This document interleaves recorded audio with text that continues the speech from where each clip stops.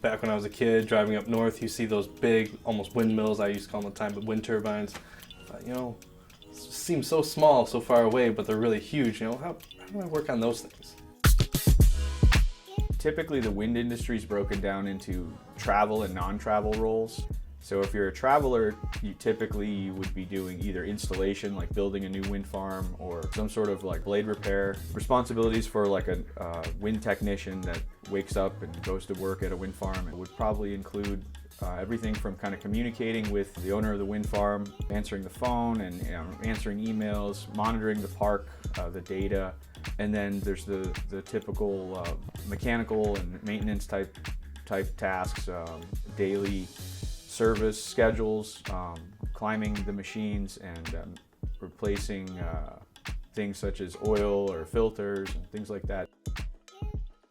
This is probably the most hands-on classical sort of training I've had. It was nice to actually be shown a way of doing things, specifically with the electricity side and the mathematical calculations with that. Like, I had no idea. I knew there was a way, but I had no idea on how to do it.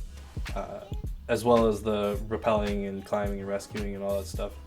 I'd never done any of that stuff before, but I kind of just gravitated to it. The teams tend to be so isolated that first responders and ambulance can be, long time before they arrive in an emergency. So we do a lot of that training here.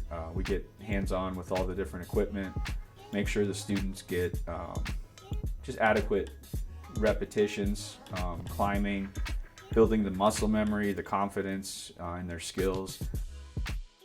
We have a 7-month wind certificate. Upon completion of that, you'll have your OSHA 10 safety training, CPR, first aid, AED training, some electrical training, and a wind specific, like working at heights certificate, which are kind of the basic requirements to get into the wind industry. And then we also offer an 18-month associates program. So if you're taking the wind program, it would be an energy associates degree, which encompasses like wind energy, other renewables.